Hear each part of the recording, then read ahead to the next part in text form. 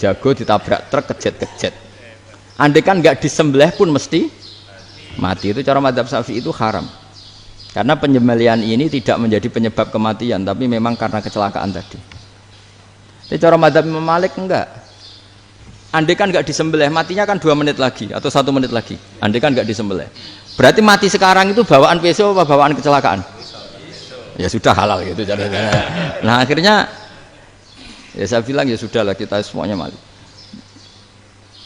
Jadi cara debat, cara Imam Syafi'i enggak, cara berpikir itu sudah tidak kehidupan yang normal, yang dimana-mana penyembelihan itu mematikan yang hidup normal, jadi agak ketat. Jika dalam contoh kemanian, kalau dalam bahasa Jawa nyembelih agak sempurna terus pesonya jatuh atau apa itu, kalau pakai madzhab Syafi'i agak kesulitan. Jadi kalau madzhab Malik asal diselesaikan secara fauron, dan juga sebagian madzhab Syafi'i itu halal. Nah orang mesti tanya gitu, Gus, wedhusku tabrak truk, eman Gus kejet-kejet. Tapi nak pitik cilik ra ditakokno. Makanya termasuk kritiknya Mbah Mun, tapi ini madzhabnya Mbah Mun ya. Kamu boleh ikut boleh ndak, karena ini urusan ndak penting. Lha wong-wong lucu, nak ditakoki yuyu muni haram mergo amfibi. Yuyu ngerti sampean? Yuyu nggih. Tapi nak ditakoki kepiting muni halal. Mergo nak yuyu haram gak eman, nak kepiting eman. Padahal alasannya coba, kenapa yuyu haram? Karena amfibi kan, bisa di air. Pertanyaannya, kepiting seperti itu enggak? Nah, tapi kepiting kalau haram kan eman. Karena besar kan. Kalau yuyu silahkan haram kan gitu. Artinya apa? Fikih kita ya agak-agak pecundang gitu, agak-agak pertimbangan. Iya, ini lucu kan? Kualitatif. Coba alasannya yuyu haram karena apa? Amfibi kan, hidup 2 alam. Pertanyaannya, kepiting seperti itu enggak?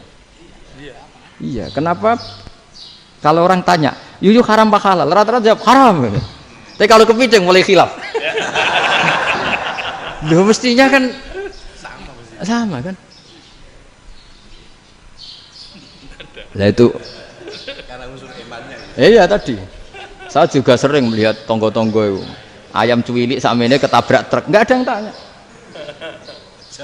Tapi saya pernah jalan-jalan di Narukan sini, ono jago ketabrak, sing duwe langsung marani kula, pas saya naik motor, Gus ini halal apa haram? Nak langsung kula sebelah halal apa haram? Wis kanggo kowe halal ya halal. Karena saya tahu tak jawab haram mesti kecewa itu. Aduh, akhirnya kiai ini beratnya kan. Ya akhirnya ya saya setelah itu mateka Imam Syafi'i ngapunten umat kula nu rahasia, madzhab jenengan tuh ndak siap. Iya kan, akhirnya pakai madzhabnya Imam Malik tadi. Ya tak Fatihah Imam Syafi'i ini mboten niat nglawan jenengan. Tapi ngobati tiang eman. Mergo pitike besar itu. Jadi ini kan cerita ya, itu makanya yang rileks saja lah, bahwa Islam ini yang rileks, yang menyenangkan, karena ya agama ini harus menyenangkan. Raditu billahi robba, raditu itu seneng banget, ridho itu puas. Nggak boleh beragama pertuntungan terus emosinan, ya marem atau raditu itu marem, jadi yang nyaman. Ya saya kira demikian. Assalamualaikum warahmatullahi wabarakatuh. Satu aja yang di sini. Oh satu aja. Nggih, tambah syarat. Jadi mungkin ada satu pertanyaan aja, satu saja. Bukan keluhan. Bukan keluhan. Ini mumpung Gus Bak pada Madhohirul Jamal nih. Ya, Madhohirul Jamal. Sebentar lagi sudah Jalal. Sebentar lagi sudah Madhohirul Jalal. Jadi gak kena ditakoni. Monggo setunggal mawon. Assalamualaikum warahmatullahi wabarakatuh. Saya Fadil, alumni Unisma yang kuliahnya paling lama. Saya termasuk orang yang cukup iskal dengan peristiwa Nabi Khidir Khodir yang dari 3 cerita itu hanya satu cerita yang saya masih agak bingung soal di situ anak kecil itu pakai kalimat, kalau di Al-Quran itu pakai qatala, anak kecil itu dibunuh seperti itu. Apakah memang saat itu ada syariat yang membolehkan atau memang ada sesuatu yang secara dari Allah Subhanahu wa Ta'ala memang itu dibolehkan untuk Nabi Khidir? Jadi diantara semua cerita itu saya yang agak iskal yang itu. Kalau yang kisah soal membocorkan itu mungkin masih bisa masuk ya, tetapi apakah sudah ada ilmu psikologi yang sangat tinggi sehingga kalau ada anak-anak yang idiot itu atau apapun istilahnya yang sekarang itu boleh dilakukan tindakan begitu itu. Nah ini saya lebih provokatif dari Pak Rektor biasanya. Nggak, artinya mohon maaf karena pemahaman saya ada dua pendekatan ilmu yang masuk, satu seperti Nabi Musa, yang satunya seperti Nabi Khidir. Mudah-mudahan ada sedikit penjelasan. Siap Gus, terima kasih. Dan yang terakhir, karena Indonesia situasi terakhir lagi pandemi seperti ini Gus, jadi saya juga ingin pendapat Gus Baha, apakah ini situasi pandemi corona itu Allah sedang madhohirul jamal atau madhohirul jalal? Assalamualaikum warahmatullahi wabarakatuh. Assalamualaikum warahmatullahi wabarakatuh. Monggo langsung mawon Gus. Ini provokatif ini kayak. Loh di situ aja kamu tanya kok terus mirip. Siapa Fadil ya? Dari peternakan ya? Tapi mau ngomong tafsir itu. Nah, mulai kacau peternakan ngomong tafsir ini mulai kan. Nah, ini ada yang hafal Quran ngaco, paling enggak setengah hafal. Enggak yang dari Unisma. Enggak begini, ayat itu kan ditutup wama fa'altuhu an amri, ya saya maknani wama fa'altu lan orang nglakoni ingsun hu ing kabeh sing kasebut an amri mergo kepinginanku ingsun. Jadi saya melakukan itu semua bukan karep saya sendiri. Jadi Khadir sendiri itu kamu untung enggak nekuni tafsir. Kalau nekuni tafsir yang kamu soal bukan Nabi Khidir, karena Nabi Khidir itu hanya satu orang. Yang kamu soal harusnya Israel. Wah itu ndak rektor, ndak kiai besar, ndak siapa saja dihabisin itu. Kenapa Israel tidak kamu tegur? Gimana hukumnya qatlul mukmin? Kenapa Israel tidak kamu masukkan ayat wa may yaqtul mu'minam muta'ammidan fajazauhu jahannamu khalidan fiha. Ingat ya Israel. Iya kan? Nah, Israel melakukan pembunuhan itu, kadang yang dipateni nyuwun sewu orang soleh betul. Tapi wae kabundut ya itu Israel juga tidak atas pilihannya, tapi karena perintah.